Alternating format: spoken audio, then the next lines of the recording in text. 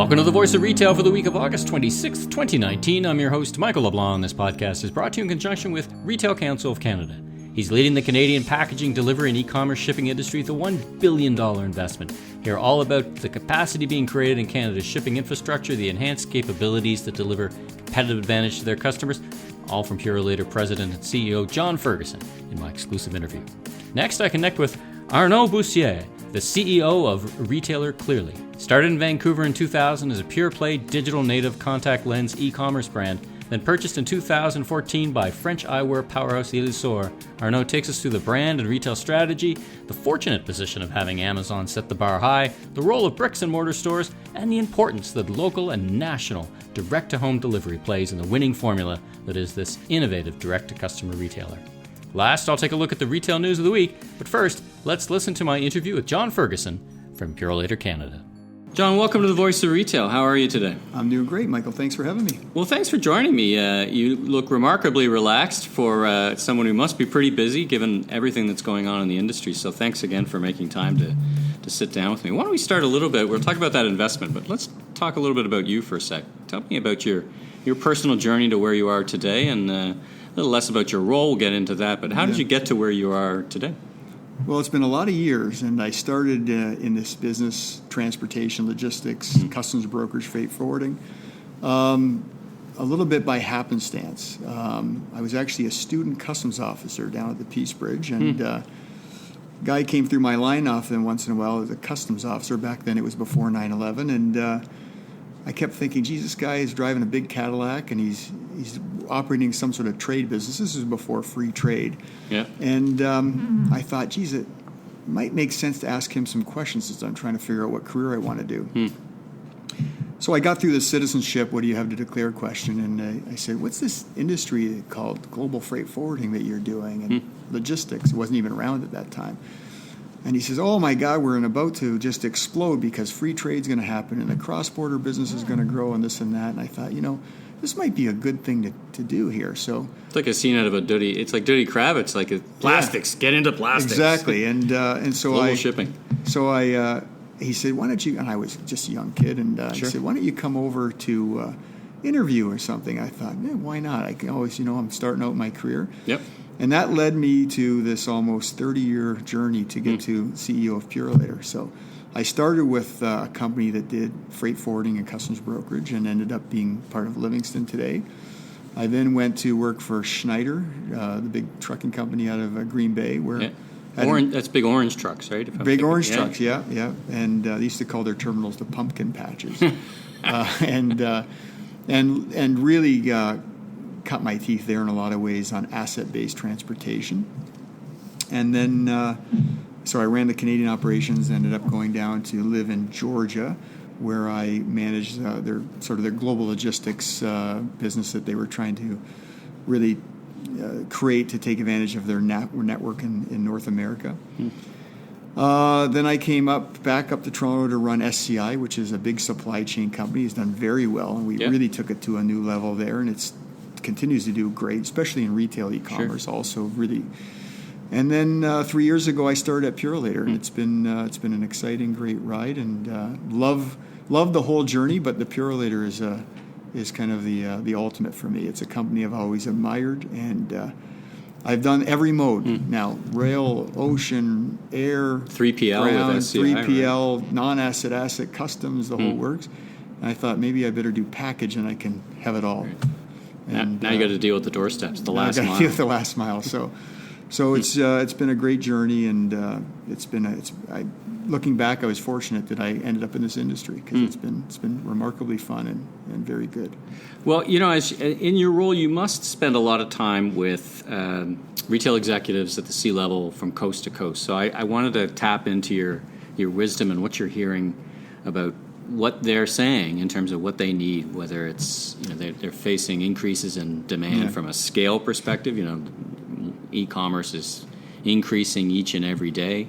and the demands are increasing about how fast it gets delivered. What are you hearing at those meetings as you meet with retail executives? What are the top kind of things that stand out? Yeah, for you? the biggies now, and it's been super dynamic. I mean, there's been the pace of change in retail or e-commerce has been unbelievable.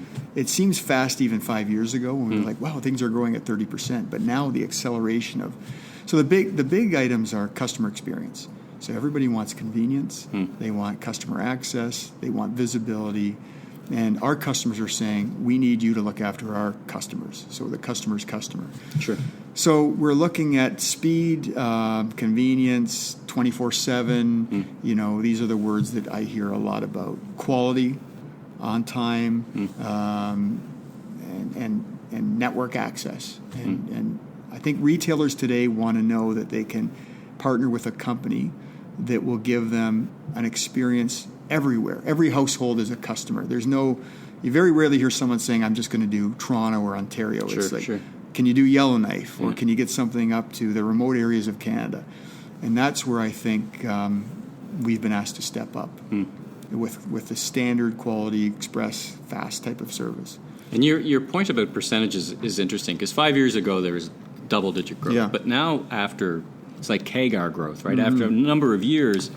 It's like China. We all expect this now, isn't it? 40% is normal. 40% is normal, but now it's over a bigger and bigger and bigger and bigger base, right? So your base is actually quite meaningful. Everybody can pick a number, but in terms of core retail, it's probably somewhere in around 10% of core retail. Of course, it's going to differ by category. That's right. Yeah. So you're hearing from retailers all these demands that are kind of washing over them. Both, I'm handling more product, and I need it to get there faster and more reliable. Those would be the things that stick out in your mind. Absolutely. Right? Yeah.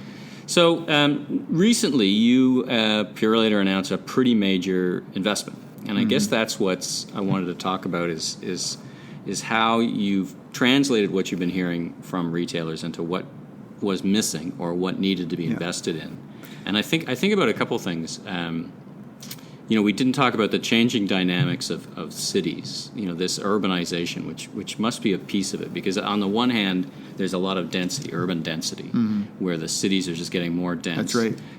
So pro and con, right? So it's just congestion is getting worse. But on the pro side, there's a lot more concentration, a lot more ability to innovate around those kind of edges. Not even the margin anymore. It used to be the margin. So talk about what Purolator is doing to address all those multiple things. Yeah, and I think that you've hit on a number of topics. What you were just talking about there, we talk about the key to our life here is density. And that's the word that we use. Do we have enough density on routes? Do we have enough density in our business? And so you're right, that the e-commerce it really created some good density into the residential markets. Many more drops on one trip kind of density, right? Yeah. So, but the question on the investment, Purolator investing $1 billion. Imagine a Canadian company like us, one of the few that are left in transportation logistics, Canadian-owned, investing $1 billion in Canada over the next 5 years. So that isn't just for e-commerce. E-commerce is a big reason for it, but it's really our business in total. The level of automation that you can get now to just supercharge your business. The investment we're making in people and culture and the hiring we're doing. The digital transformation and what you can do now with the handheld, with the handheld being the new tool of the trade for the courier and just about everybody. Sure. Very different from a functionality perspective, right? I mean, totally. If we go back 5 years ago, it was your basic handheld that could scan a package and it's pretty good at doing green that. screen type looking to it. Now it's pictures of the product. You've got geo-tabbing going on. You've got all the functionality like the Waze. It's almost like where consumer and business met when the iPhone. You can now see that happening in our business. Translating into the industrial, the consumer translating industrial grade, but world. it has all the beauty of the consumer application. And so, and I think it's this drive to customer, the end customer experience is really at the heart of it is where the growth is. And so, everybody talks about retailers, but there's a big appetite for healthcare to the home, which is often not talked about. But we are having dialysis machines going to homes now, which used to go to hospitals. People are getting treatments from home. We're matching up shipments with nurses, which used to be like technicians, right into the home. You've got specialized medicines that require, cold pack and things like that. You've got adult signature required and change. Like, there's so much happening in the home. That's the future in my mind that we're aiming towards. The investment, though, getting back to that, is really in those big areas, creating a healthy, safe environment.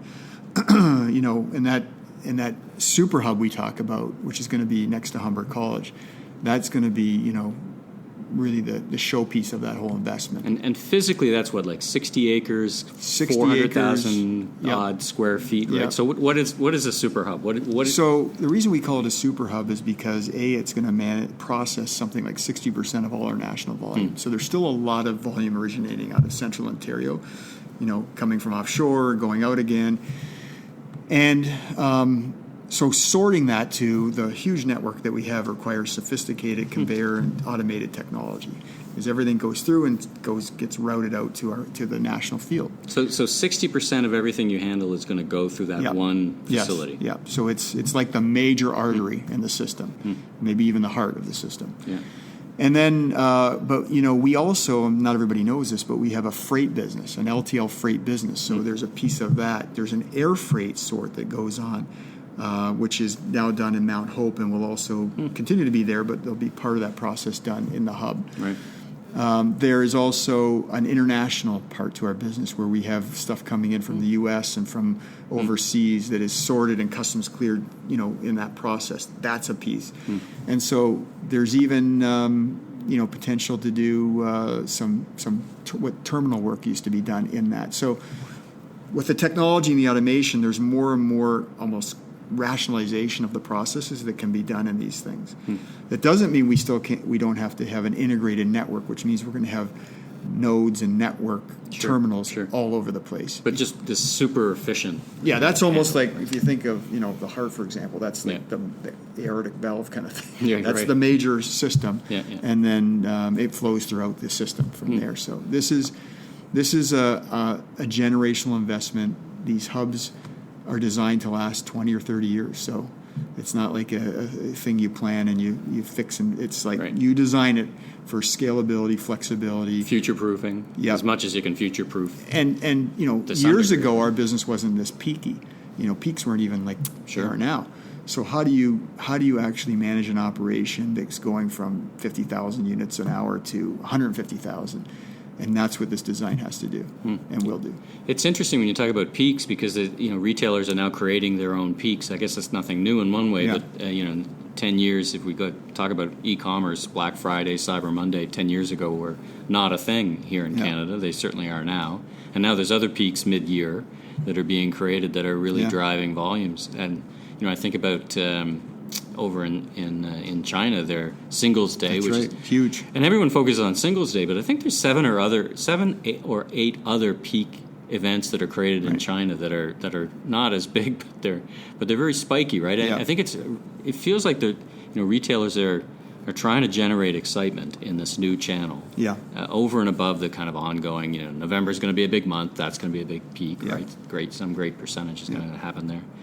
John, you mentioned 24/7, and I was on LinkedIn. You mentioned we've talked about LinkedIn before and after our conversation about how important a vehicle it is for us. And I saw this graphic, this icon of this quick ship. Is it 24/7? Tell me more about that, because that's new for Purolator, right? That's a big deal, and we just announced it as well formally. Although we've been a pilot and we've been very successful. Basically, what we found is that the customer convenience, to take it to the next level, people want us to deliver on weekends and evenings when they were home. And so we launched this some months ago as a pilot. We've now formally come out. We're in Ottawa, Montreal, Toronto, Vancouver, so all the big markets. And we have a full network, all retooled and designed to deliver when people are home, weekends and evenings. So it's a big deal. The first company to do it in Canada at this level. And it comes with all of the normal, quality that Purolator has. And we're finding that particularly retailers and e-commerce companies are really craving this service. So we're really excited.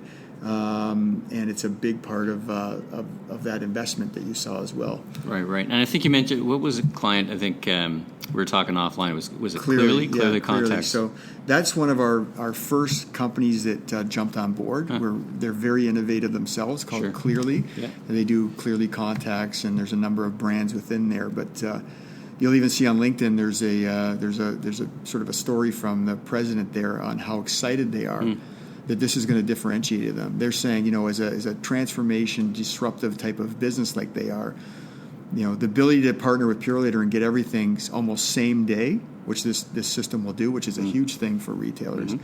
They will get, literally evenings, weekends, 24/7 type of operations that they feel they're going to differentiate themselves on. So they're now very bullish in promoting, the fact that they've entered into this agreement, and so we're expecting other clients to come on board as well. It's a huge change, and it took a lot for us. Sure, a lot of change to a company like ours, but that's a very different in one way. It's a different capability, right? I mean, you've got vehicles on the road, but you weren't new shifts. You had to add a whole bunch of people and training, development, new technology. The handhelds they have are all unique for that operation.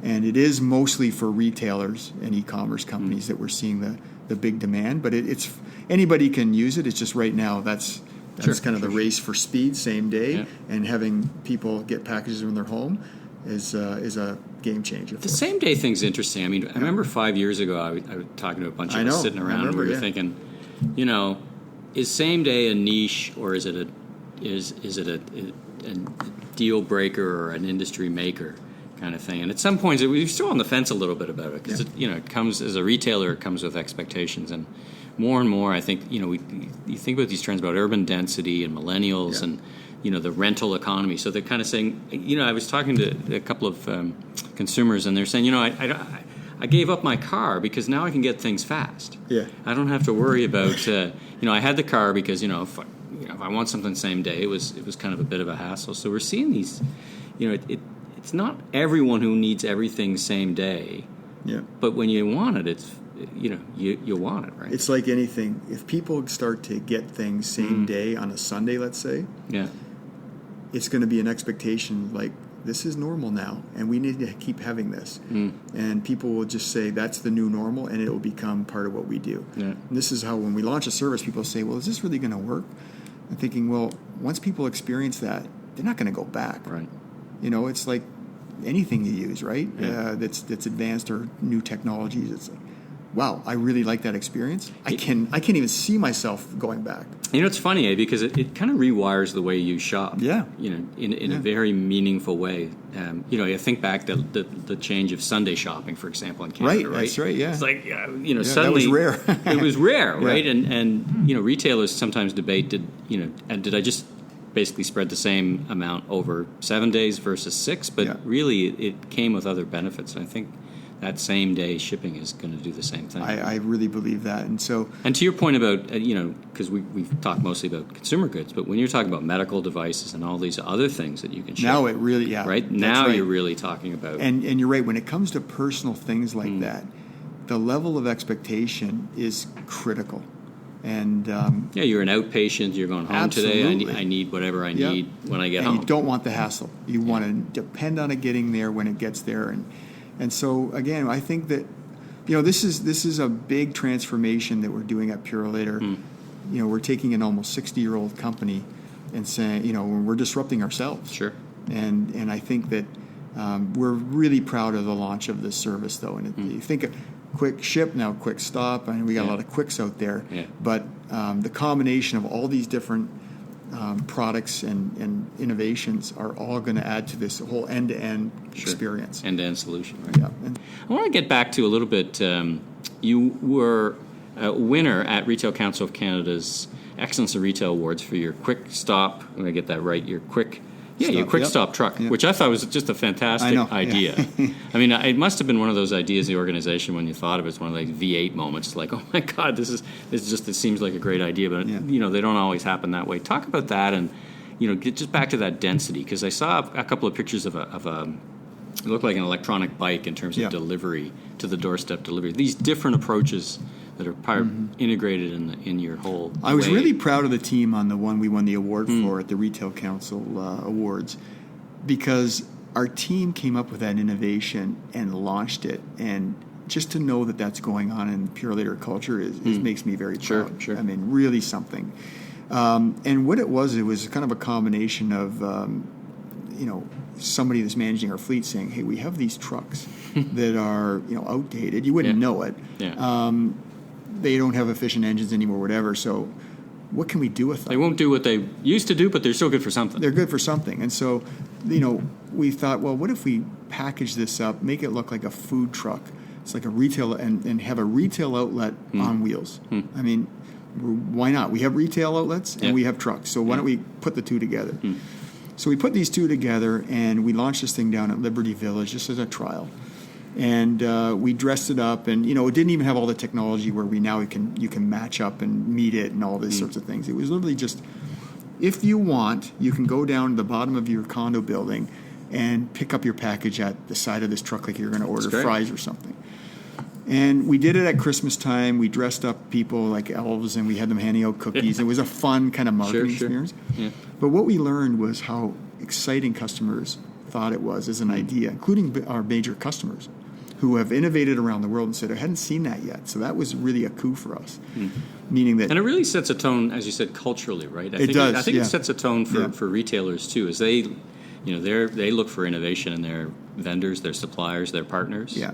Right? So it kind of, as much as it wasn't absolutely altering in terms of, scope and scale. You can think of some of the most innovative companies without naming them. They were like, we hadn't seen that. So we felt very proud that on a global basis, no one's kind of implemented that the way we did. So then we added to it, and we made it year-round, and we've since added a bunch of technology. You might have seen we did a further pilot off this Scarborough GO train, which is a lot of percentage of people who are working, who might not be home all the time, can now conveniently match up to their package at the end of the GO train line, come off, and there's a mobile retail outlet. And we're going to be adding more functionality that will allow you to do retail transactions with us, which means, you could send an international shipment if you want, or, pay with a credit card or whatever you need to do. So a big part of our future customer access. So, we plan on partnering with retailers in this space. So we're looking for more retail partnerships. I think points a win-win. Of presence, as points of presence. But it's also even some of the specialized companies that are out there that are coming up with great innovations. We're happy to partner with them. And like locker boxes and things like that. Sure. And we're also doing our own thing. We're thinking we might as well create our own customer access. Let's see what we can innovate in our network. We have so many different types of touch points. We're in every community. Yeah. So, anyways, it's an exciting time. And you mentioned the e-bike, so I got a chance to ride one of those around. They're a beautiful thing. And they have a lot of power, shockingly. They're for a battery-operated bike. And they'll carry a fair bit of weight, almost too, 800 right? pounds. So, you couldn't have feathers in there, but because there's only so much space. But sure. You cube it out in the language. Yeah. So we like dense shipments on there. But that is a term that's used often now as microdensity. And what that means is, could we have a unique area like a university campus where you have, a common population living in, residence type situations, or and in urban areas particularly. Even the Liberty Village, as you said, the density around those places. Yeah, and so you have, it's hard to move downtown. So now you've got a bike basically that's going to help you. You have ability to get into nooks and crannies easier than drop a truck and have somebody walk around all over the place in that area. It's hard to access. Yeah. And you have the green element to it. It's not burning emissions in downtown cores. So, so for all those reasons, we think it's a big part of the future, and very excited that we're launching those. So, when do you break ground on your new facility or the super hub? It's likely going to be 2021. Sorry, completion. We'll be completion. Completion 2021. So we'll be breaking ground probably late fall. Fantastic. And what else? Is there anything we haven't talked about that's in that? Your investment that you want to call out. There's more and more terminals we're putting in. We're putting one into North York. We're putting more into Ottawa. We've got more happening in Alberta. Lots of hiring, lots of training. Lots of hiring, right? And training as well. I mean, people often don't talk about maybe the people side of the business, but we're a people business. Sure. And we hired 2,000 people last year, which is a huge number in Canada, by the way. And that requires amazing, frontline leadership. So we're investing in frontline leadership training. We've got a big lean culture here, lean continuous improvement. So yellow belt, green belt, black belt, big investment. I think that our company today stands out in that we are really investing in leadership and people, not just hiring, but we're actually formally going at a major clip to get a company that has the best in class leadership. I think our culture is very unique. I think we're a great culture. We hear that all the time, the way we treat our people. Very proud of it, and I think it sets us apart. It's a people business. Well, fantastic. Listen, it's been great chitting and chatting with you. For retailers listening here or around the world, how do they get in touch with you or in touch with Purolator? One of the ways that might be most easy for those that don't have my contacts is just get me through LinkedIn. People approach me all the time. Great. Happy to engage, and particularly those that aren't in Canada that might not know us as well. Really always great to meet retailers, and some of our best client relationships are even from outside Canada, that companies that depend on us and really value that they're dealing with a Canadian company that really owns this market and has such a great network and great capability. So. Well, fantastic. So, listen, thanks again for taking the time to chat with me on the Voice of Retail. Yeah, it was real fun. I think, I've been in e-commerce for 20 plus years, and I've always had so much appreciation for the logistics around it because often overlooked, but not often to be not to be lightly. Not to be taken lightly. So complex. So, congratulations. Look forward to the opening of the Super Hub and continued capabilities. Thank you, Michael. It's been a pleasure.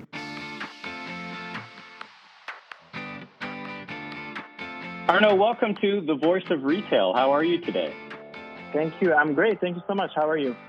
I'm fantastic. I'm calling you from Montreal today. You, I believe, are in Vancouver, so it's a nice cross-country interview, and thank you for making time to chat with me. So why don't we jump right in? Tell us a little bit about yourself and your journey and your role now at Clearly.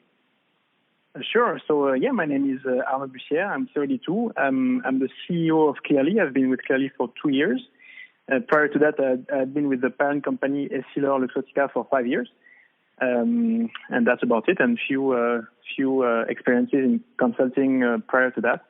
I'm the happy husband of a wonderful Albanian woman and the happy father of a 3-year-old daughter. That's about it. I saw in your description you like mountains, so by being based in Vancouver, you're certainly in the right place. That's exactly right. I was just in Vancouver myself and was up in Whistler, and it is, I don't think you could have picked a better place to be in Canada from that perspective. So let's catch up about the business Clearly. So started in Vancouver, a pure play digital first company originally and still. Started in 2000, but let's catch up my listeners on the background behind Clearly. You mentioned the parent company LSOR who bought them, but catch us up on who owns Clearly and a little bit more about the glassware industry and as you said, your parent company. Absolutely. So so Clearly, just in few words, we've been around for 20 years. We are the first one. Really, we are pioneers in the e-commerce space for eyewear. And when I say eyewear, it's contact lenses, it's eyeglasses and sunglasses. As you mentioned, we've been acquired in 2014 by a French company called Essilor. Since then, the story has been the same. The purpose of this acquisition was for Essilor to enter into the e-commerce space. And for Clearly, what was in it, basically, it was just to accelerate the development and the growth of Clearly in its existing markets. So today we are in Canada. We are the leader in Canada. We are one of the leaders in the US, and we are also the leader in Australia and New Zealand for our scope. We are still one of the largest players in the world. Between, I'll just to give you a range of numbers, but we do close to $200 million in sales. in a market in North America, which is roughly 1.5 billion, just to give you a magnitude of things. So we are still a small fish in a very large ocean, but our segment, the online segment, is the fastest growing by far, and that's a quite exciting space to be in. So I think the brand in the U.S. is called Coastal, right? I believe it's a slightly different brand name. Tell me, Elisor, when they bought you, was that their first venture into online glassware? Was acquiring Clearly in Canada that first venture, or were they already in the market in some way or another?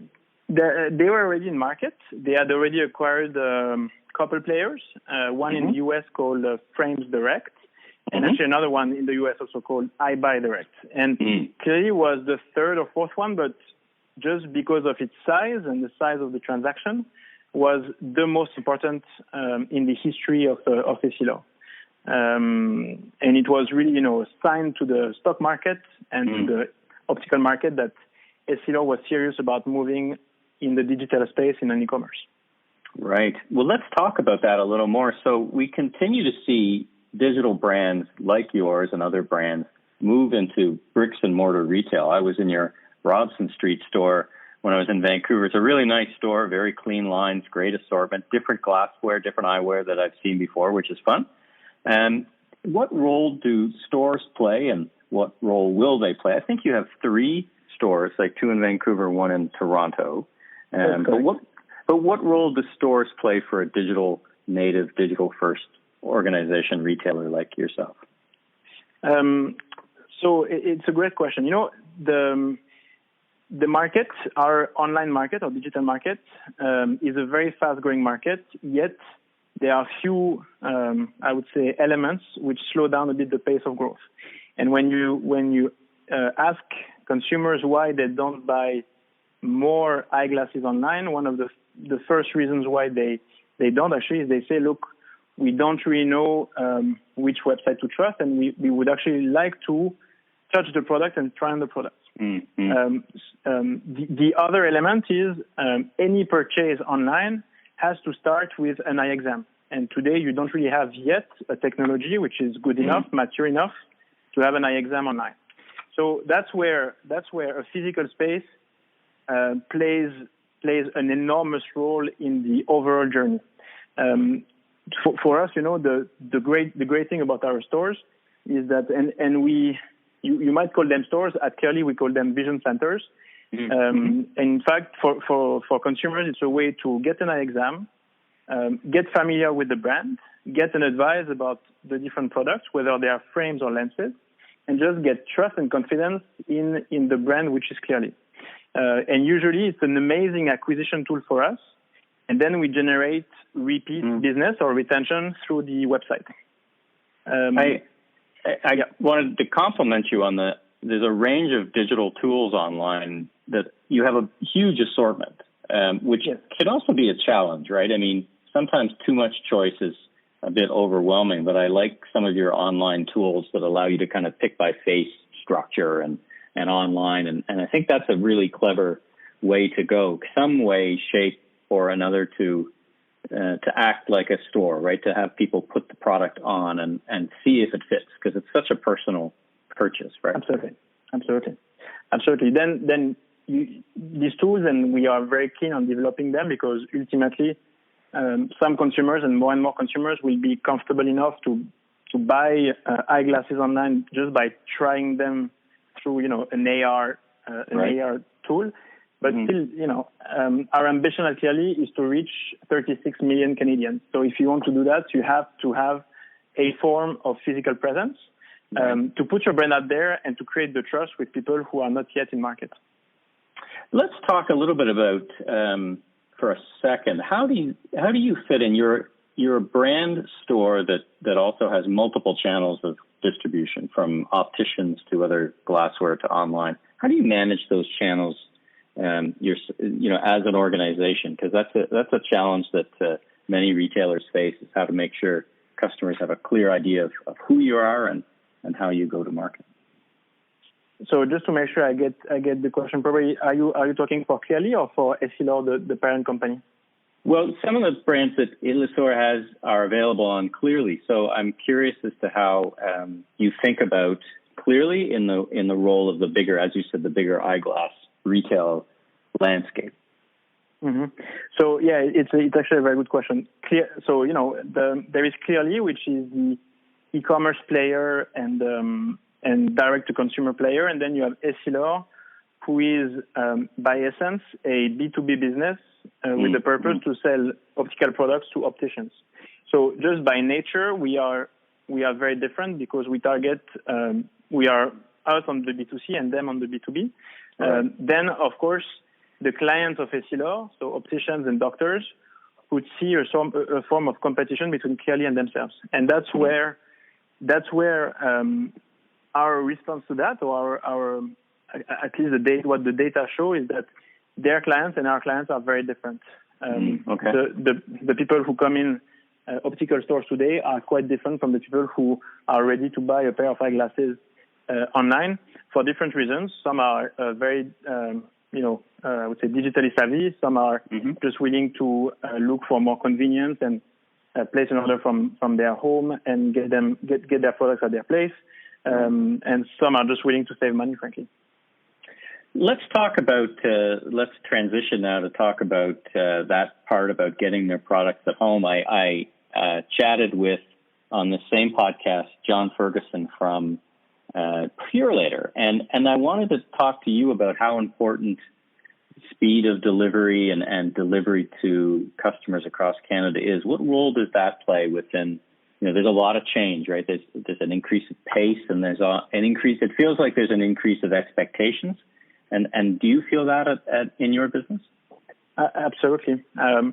You're absolutely right when you say that there is an increase of expectation. I think we have both the challenge and the luck that companies like Amazon are shaping really the expectations in terms of service. So we have in our vertical in optical e-commerce we have, and the KPIs are showing it to us, we have the fastest and the best service across the globe, not only in Canada, but across the globe. And the reference we use is really Amazon to say, consumers are expecting now same-day delivery or next-day delivery, and that's our reference. And now the game we are playing is to be as fast as Amazon, or faster than Amazon, and greener than Amazon. So, for instance, in Vancouver, and soon in other parts of Canada, we do same-day delivery by bike. So it's faster, it's greener, and we don't talk a lot about it, but that's quite insane and amazing, and that's where partnerships like the one we signed with Purolator, and I really love John and his team. They are just amazing. For us, it's absolutely key so that we really create a wow factor for consumers. And we know, again, the data show that there is a strict correlation between how fast you deliver your products to people and how much retention you generate, so how much they stick with you after that. I can tell you're a real business strategist when you describe Amazon as it's being lucky to have a competitor like Amazon, because I guess from your perspective, they put a very clear line in the sand, or a very clear line that you have to match or beat. So I guess that's the lucky part of having someone set expectations like that, right? Well, and then you get the fun of being able to be nimble around them, right? Which is no small task, but it sounds like sounds like you're having fun doing it with great partners like Purolator.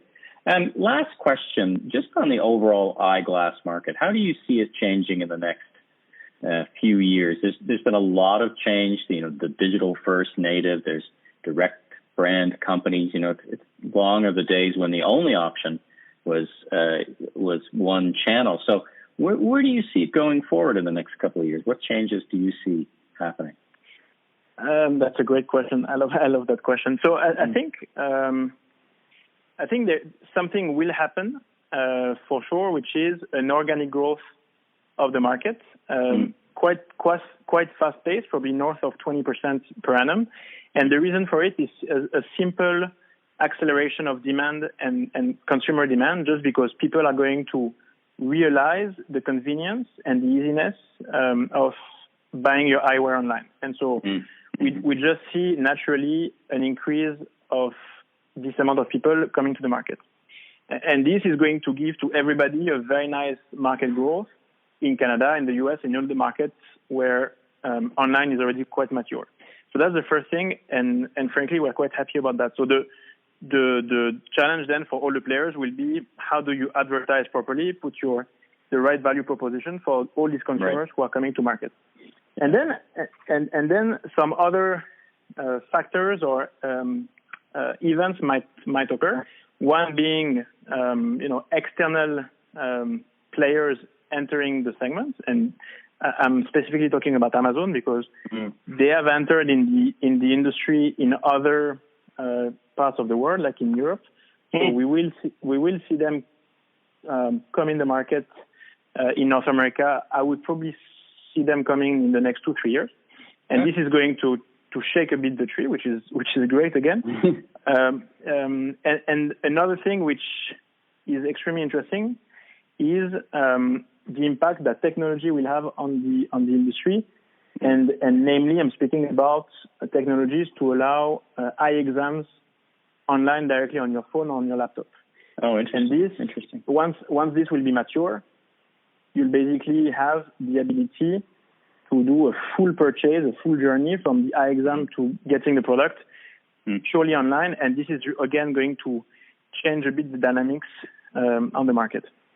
That's fascinating. I hadn't, it's interesting, first of all, that Amazon entering the market puts a further point to your strategy and competitive set. And then second, I hadn't thought about, the quality of the phones. I have an iPhone with a very good screen. I guess in the future, it can be good to read a bunch of things, right? It reads my face, so why could it not read? I hadn't thought of that. That's fascinating. Listen, this has been such a great conversation. I think it's a fantastic business and so interesting, and how businesses evolve and will continue to evolve. So I wish you much luck as you continue to grow the business. Welcome to Canada. I hope you enjoy Vancouver. I hope you get to see the rest of the country as well. I will. And thank you again for joining me on The Voice of Retail. Thank you so much for your time. Thanks for having me. Well, thanks to John and Arnaud for being my guests this week. And now let's set the highlights from Retail This Week e-newsletter, biggest retail weekly in Canada. You can subscribe on retailcouncil.org. I put that together each and every week, kind of a compendium piece of the most interesting things that happen in retail. Let's kick it off with Lord & Taylor. Lord & Taylor sold to Le Tote, a clothing rental startup. This is from the New York Times, but lots of articles about this in various papers in North America. So Hudson's Bay selling off Lord & Taylor. Hands up amongst the listeners. Who has heard of Le Tote? If there's not a lot of hands up, I wouldn't be surprised. I think I'm pretty connected to the retail industry, but I had never heard of this retailer, this rental company. So comes as a very interesting footnote, so to speak, to this. It's an interesting deal when you peel it back about connections between who's paying the rent and all kinds of different connections that will remain on a go-forward basis. So congratulations to Helena folks and all our team at Hudson Bay for making this happen. I'm sure they'll put those resources to good use. And I guess on a side note, or more than a side note, an interesting profile brought to the whole clothing rental market. We know that's evolving and growing, and boy, that's putting it under the microscope, or putting a lens on the clothing rental business. Other news from international, I guess, from China. Costco launches store in China to just overwhelming demand. Now, that's not their first venture in China. They've actually been part of Tmall, and they've had a very good measured approach, but this is the first physical stores, and there's lots of video in there. I've got some video from Fox News. There's a good article. There's actually a pretty hilarious picture that I posted on LinkedIn with some poor young fella in the middle of a very long line. Dave, my good friend and guest co-host Dave Rogerson, says he's yawning, but I'm not convinced of that. Anyway, such a success, and really highlights the fact that, in the midst of everything else that's going on, the value equation of a great and very prominent U.S. retailer operating in China with a tremendous value equation really resonated with what is probably a very large middle-class consumer in China. And it also highlights, I think, it's one of the pictures of the year because it highlights the importance of physical stores. But even in a country like China, with we see the numbers when they have their Singles Day in the billions, but yet when a store opens up, it is quite the phenomenon. So moving on, Toys R Us Canada, Melanie Teed-Murch resigns after 2 decades. So congratulations. We wish Melanie all the best in whatever comes next. I'm sure we won't have to wait too long to see what retail enterprise is gifted with her presence. What a great leader, has steered Toys R Us Canada through some very tough times successfully. Ran a fantastic business to begin with in Canada and steered it through bankruptcy to private equity ownership, and it was always a solid business. Otherwise, in the U.S. and elsewhere, it was not, but in Canada, it certainly was. So we wish her the best. Speaking of movement, Horacio Barbitio, appointed president and CEO of Walmart Canada. So he comes from Chile, taking over from CEO Lee Tappinen, who will phase his way out and then leave on January 31st. So kind of at the end of fiscal 2020 for Walmart. This is from Grocery Business. So new leadership and continuing to, it sounds like he had a great track record in Chile and bringing that global experience here into Canada. Speaking of global experience, from Retail Insider, sporting goods retailer Decathlon launches rapid cross-country superstore expansion. So interesting, my one comment, or one of many, would be, it's interesting how Decathlon has taken the measure twice, cut once. Open a store in Brossard, I believe, here in Montreal, and said, well, let's not open 100 stores or 10 or whatever. Let's figure out this market one store at a time, and then when we're ready, start to expand. So look for big things from a sporting good retailer and another France-based, actually, company, Decathlon. Toys R Us, back to Toys R Us a little bit with their what's going on in their market. They're coming out of, as we said, a difficult time, and some of it is a difficult time from just consumers understanding that they were a different business. So an interview here from Canadian Business around expansion plan for Toys R Us, so be sure and check that out. And another couple of stories and a video, actually, of the LL Bean store opening up into Oakville.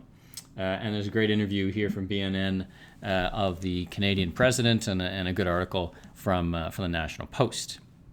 Retail around the world. So Puma has opened a massive flagship store on Fifth Avenue. 18,000 square feet is Puma's first bricks and mortar store, so they're not doing anything in half measure, that's for sure. So there's a bunch of fascinating things about this, kind of like Lord & Taylor. A, who's still going into Fifth Avenue? B, who's still building flagships? Is flagship still a relevant topic? I mean, we'll be there. I plan to be there in January for the NRF Big Show and store touring, and we'll take a look at this store. The visuals look quite impressive, but it's just so interesting. And this gets back to things like measurement of experiences and how on earth you measure that and what the role of store is. Doug Stevens talks a lot about that. So this from CNBC, so check that out. The visuals are pretty impressive, and congratulations to Puma, following in Nike's footsteps, so to speak. Next, Target proves its e-commerce could be profitable. So this from Yahoo. Target's gone through a transition, and one of the things they did is they had Instacart picking from store for home delivery. They went and they bought a company called Shipt, and now they're really honing in on the productivity of those in-store picks. I mean, it is still pretty compelling in as much as that's where the product is, and it's pretty close to market. So how do retailers effectively pick from store without blowing their brains out, so to speak, on inefficiencies? Because of course it is not, stores are not designed like warehouses. But great news. Target seems to be really making some progress on that. From the New York Times, caught on video, jewelry store to the stars is robbed. So it's interesting. Watch this video, the brazen kind of sit down and let's look at some watches, and then out come the handgun. So really a little frightening, of course, I'm sure for the store staff, but kind of a brazen view. And if you're in the loss prevention retail security business, be sure and come to Toronto or visit in Toronto Retail Secure conference happening in Toronto later on in September 24th. Now, the early bird deadline to buy your tickets has been extended to September 6th. So go online to retailcouncil.org and you can learn all about that. A lot of great topics, including not just limited to kind of theft, but all kinds of different things and great subject matter experts there. And don't miss that if you are at all connected to retail security. What else we got? Former Trader Joe's president shares view on today's grocery business. So Trader Joe's, such a great business. And I put this in here from the Shelby report. I put this in here because Trader Joe's is such a category creator. And it's always so valuable, I find, to engage with the founders of these businesses and get their perspective about how grocery and retail is changing. In terms of news for retail entrepreneurs, on Canadian online dress brand Park and Fifth expands offering gross physical retail storefronts. This from Retail Insider. And again, we continue to see digital first. You heard Arnaud describe the role of stores a little bit in how clearly looks at it, and you continue to see digital first organizations opening stores. Speaking of which, Asian grocer Canadian expansion push starting in Vancouver. There's some business in Vancouver. So Sun Given Foods is opening 10 to 15 stores in the next 3 years, starting with and in Vancouver.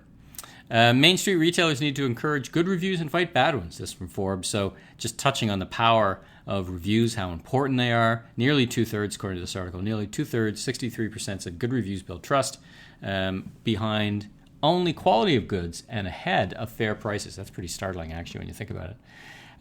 Amazon, next article from Retail Dive. Investing $15 billion in tools for third-party sellers, 3PL, or third-party, as we would call them in 2019. They're investing a ton of money as they revealed, 58% of their business is done by third-party as opposed to first-party. So it's a huge piece of their business, now the majority. So definitely worth paying attention to. Article here, Aldi says all packaging now on spotlighting retail sustainability. All packaging will be reusable, recyclable, or compostable by 2025. Luxury brands moving to sustainability. This is a good summary article from Lux Insiders, who are just do a kind of an overview of all the different brands and what they're doing. And here's an interesting kind of late break news. Owner of shoe brand Timberland and Vans suspends purchase of Brazilian leather. This is a great example. This is from the Globe and Mail of a company putting their money or their purchasing power where their beliefs are. Reminds me of Patagonia. So they said, listen, until we have the confidence and assurance that the materials used in our products do not contribute to environmental harm in the country, we're going to stop purchasing there. And no doubt that's going to create tremendous challenges and expenses in terms of their supply chain and their product. But really, again, a good example of a retailer living their beliefs, living their core beliefs. And I think we should applaud them and wish them all the best on that. Well, that's a wrap on this edition of The Voice of Retail. If you like this podcast, you can subscribe on Apple, iTunes, or your favorite podcast platform. Please rate and review, and be sure and recommend to a friend or colleague in the retail industry. I'm Michael LeBlanc, founder and president of LeBlanc Company Inc., and you can learn more about me on meleblanc.co or, of course, on LinkedIn. Until next time, have a great week.